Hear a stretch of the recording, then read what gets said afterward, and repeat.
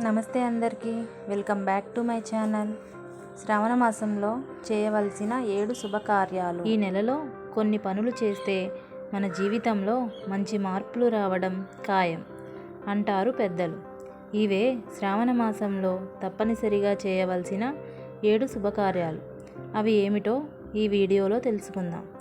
ఈ వీడియోని ఎక్కడ స్కిప్ చేయకుండా చూడండి. శ్రావణ మాసంలో తప్పనిసరిగా చేయవలసిన 7 శుభకార్యాలు. మనం ఎప్పుడైతే శ్రావణ మాసంలోకి అడుగు పెడతామో ఆ నెల దైవిక శక్తులతో నిండి ఉంటుంది అంటారు పెద్దలు. ఈ సమయంలో కొన్ని శుభకార్యాలు చేస్తే దేవుని ఆశీస్సులు వెంట ఎప్పుడూ ఉంటాయని శాస్త్రాలు చెబుతున్నాయి. ఇప్పుడు చూద్దాం, శ్రావణ మాసంలో తప్పక చేయవలసిన 7 శుభకార్యాలు ఏమిటో. శివునికి అభిషేకం చేయడం. శ్రావణ మాసం అనగానే గుర్తొచ్చే దేవుడు మహాదేవుడు. ఆ మాసంలో శివునికి అభిషేకం చేయడం వల్ల పాపాలు కరిగిపోతాయి అంటారు.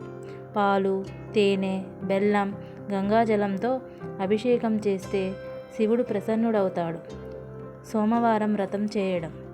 శ్రావణ మాసంలో వచ్చే ప్రతి సోమవారాన్ని శివుడికి అంకితం చేయాలి. ఉపవాసంతో శివుని ధ్యానం చేస్తే మన కోరికలు నెరవేరతాయని నమ్మకం. ఒక్కరోజు ఆలస్యమైన శ్రద్ధతో వ్రతం చేస్తే ఫలితం తప్పదు. లక్ష్మీదేవి పూజ. శ్రావణ శుక్రవారం. ఈ మాసంలో శుక్రవారాల్లో లక్ష్మీదేవిని పూజించాలి. ఇంట్లో దీపాలు వెలిగించి లక్ష్మీ అష్టోత్తర శతనామావళి పఠించడం వల్ల ఐశ్యం, ధనం, శుభం పెరుగుతాయి. దాన ధర్మాలు చేయడం. ఈ మాసంలో చేసే దానం శతగుణాలుగా ఫలిస్తుంది అంటారు.